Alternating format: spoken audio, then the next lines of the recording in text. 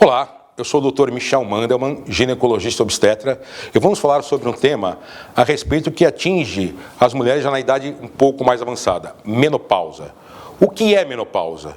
Menopausa é definida como a ausência de menstruação por um ano, ou alguns consideram até mais, pelo resto da vida, que é uma fase da vida menstrual da mulher, embora ela não menstrue. Então, quando a mulher vai começar a entrar na menopausa? Essa é a grande dúvida das mulheres. Quando a mulher começa a menstruar, ela está com seus 13, 14 anos na adolescência, ela passa pelas chamadas bagunças menstruais.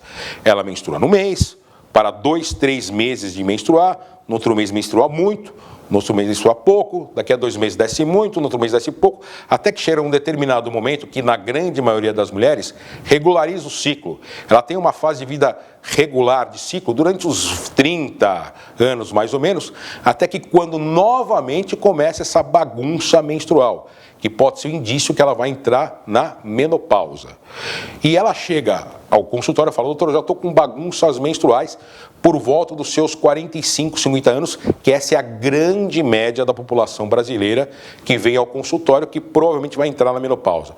Por definição, existe a chamada menopausa precoce, que é abaixo dos 40 anos, e acima dos 55 anos, a chamada menopausa tardia.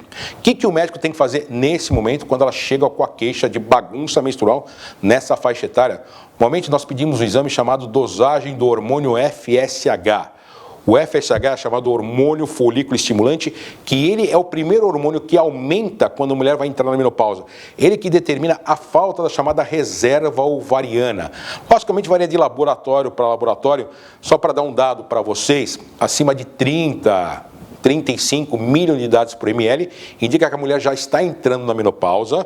Ela provavelmente nessa fase está com a bagunça menstrual, ela já não tem mais reserva ovariana, portanto não vai mais ovular. E até ela chegar a parar de vez a menstruação. Parou de vez a menstruação por mais de um ano, a definição de menopausa. Quais os sintomas relacionados à menopausa? A gente sabe que diretamente existem 3 sintomas relacionados à menopausa, chamados calores fogáceos. Pode estar o maior frio do mundo. De madrugada, a paciente começa a suar bastante embaixo de cobertor. Que mais? A vagina fica seca, fica atrófica. O que acontece na menopausa? Devido à falta de hormônio, ela deixa de produzir um hormônio chamado hormônio estrógeno. E a falta de produção desse hormônio estrógeno, naturalmente, causa algumas situações da mulher. A chamada atrofia dos órgãos pélvicos, a diminuição dos órgãos pélvicos. Então a vagina, ela fica seca. Ela não tem mais aquela lubrificação característica como tinha quando a mulher menstruava. Fica atrófica. Então, quando ela vai ter relação sexual, ela sente muita dor à relação. E, devido à falta de hormônio, ela começa a ter falta dos elementos principais no osso, que é o cálcio. E faltando o cálcio, das duas ou uma, ou a paciente está com a mesma massa óssea, ou seja, ainda não perdeu osso, ou já teve um pequeno desgaste de massa óssea, que nós chamamos de osteopenia, ou já tem um desgaste mais intenso, que é a famosa osteoporose. E quando chega na osteoporose, o próximo passo que é fratura de osso. O que acontece com algumas mulheres que já estão na menopausa durante certo tempo? Elas começam a cair bastante, devido à osteoporose. Então a gente tem que prevenir a osteoporose. Vamos falar de prevenção na menopausa. Como é que se previne uma osteoporose? A mulher, ela tem que comer cálcio, não só quando ela entra na menopausa, antes. E quais são os alimentos ricos em cálcio? Os principais derivados do leite. O leite desnatado, o leite sem gordura, coalhada, ricota, queijo branco, iogurte, vegetais, brócolis, agrião, couve-flor, os peixes. A maior parte deles são riquíssimos em cálcio. E dentre as frutas nós temos a maçã verde. Esses são os alimentos que eu lembro. Logicamente, hoje em dia, se vocês forem ao supermercado, existe uma lista de alimentos ricos em cálcio. Dependendo do caso, é só pedir. Que mais? Fazer atividade física. Tanto o homem quanto a mulher que são sedentários, não fazem atividade física, já tem risco para osteoporose. Mulher que é sedentária e está na menopausa, esse risco aumenta bastante. Andar pelo menos meia hora por dia. Existe um estudo que andando pelo menos meia hora por dia diminui 50% dos riscos de problema no coração, infarto do miocárdio. Então a importância de andar, somente andar. Muito bem. Então, esses são os principais sintomas, né? Os calores fogáceos, vagina seca e atrófica, vai ter muita dor e pode chegar à osteoporose, ela começa a ter sintomas de fraqueza nos ossos. Muito bem. Qual é o diagnóstico que é feito? Primeiro, realmente, a gente falou a respeito da dosagem do hormônio FSH, e a gente pede um ultrassom transvaginal, naquela paciente, obviamente, que já tem ou teve vida sexual, que nós começamos a observar que os ovários e o útero estão atrofiando, eles estão diminuindo de tamanho. Os ovários já são órgãos pequenos. Numa determinada fase da vida da mulher, quando ela está numa menopausa um pouco avançada, eles ficam tão pequenos, mas tão pequenos, não é que eles desapareceram, eles estão lá. É que o ultrassom já não tem mais aquele poder, aquela potência de visualizá-los.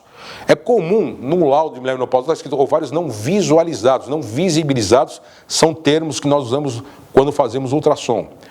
Se a paciente não retirou os ovários por cisto ou por um tipo de câncer, tá? Os ovários não são vistos mesmos. Eles estão lá, mas estão tão pequenos que o ultrassom já não consegue mais enxergá-los. O que mais nós temos a observar no ultrassom, naquela mulher que está na menopausa, depois de um ano?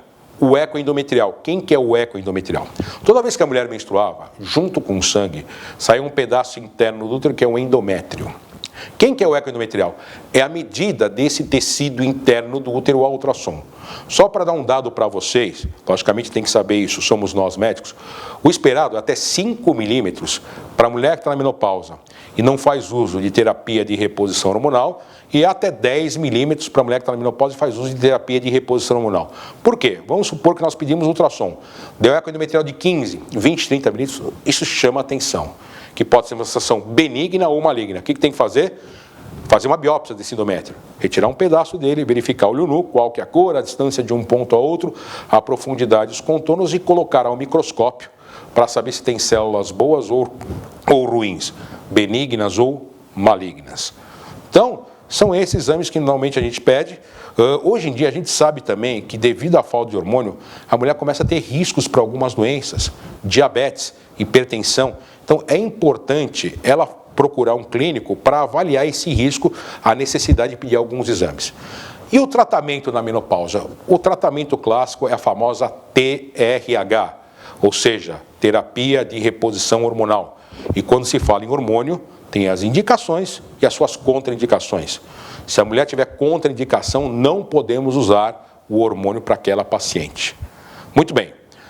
Quais são as contraindicações? Aquela mulher que já teve trombose venosa profunda, já teve o famoso derrame cerebral, que cientificamente nós chamamos de AVC, acidente vascular cerebral, teve algum tipo de câncer, não ginecológico, um tipo de câncer, principalmente o câncer de mama.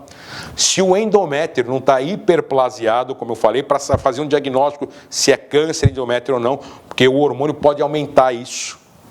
Que mais? Uma doença no fígado grave, uma doença no coração grave.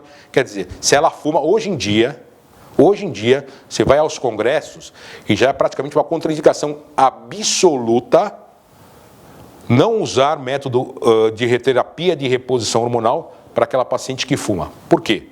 O fumo, ele pode causar trombose. O que é trombose para os leigos? Vamos imaginar uma correnteza de um rio. O que seria essa água de um rio? Seria o sangue que está indo para os tecidos. De repente, que é uma pedra enorme no meio do rio. Essa pedra seria o coágulo, que vai impedir que a água de trás vai para frente. Tá? Consequentemente, vai faltar sangue para os tecidos, porque todos os nossos tecidos são alimentados por sangue.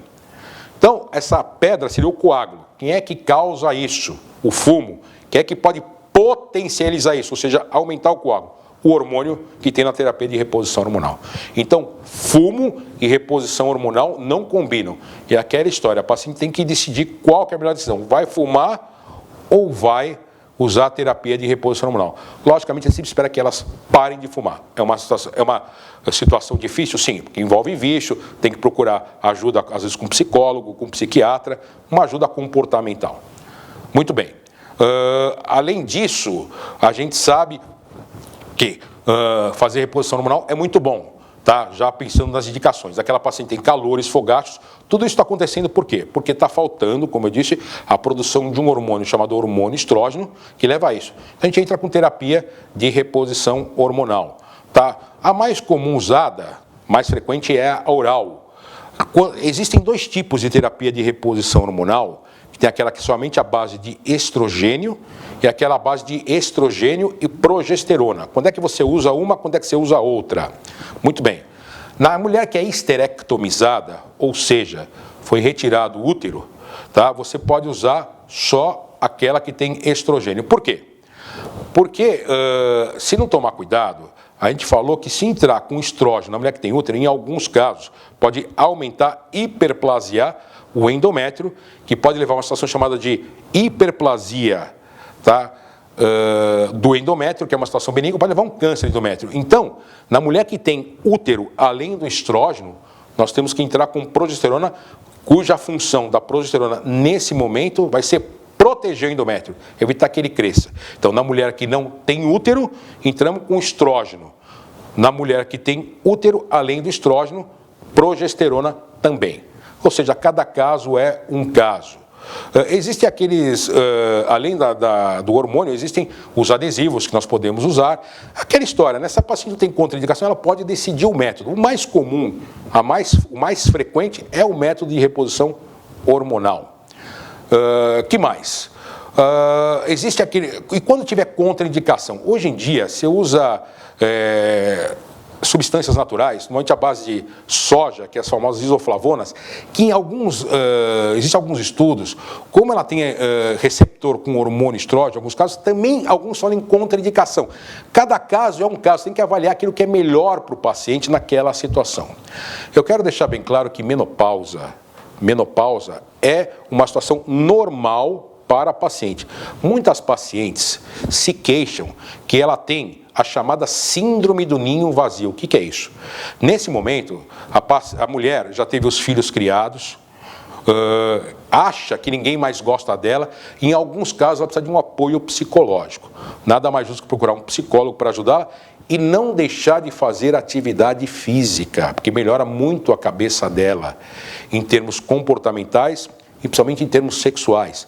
Muita mulher, independente se ela tem vagina ou seco ou não, que isso realmente causa dor, ela psicologicamente já não tem tanta vontade de ter relação. A gente recebe muita queixa em relação a isso no consultório. Então é importante procurar uma ajuda de psicólogo para que ela melhore a qualidade de vida nessa fase, que é uma fase normal da vida da mulher.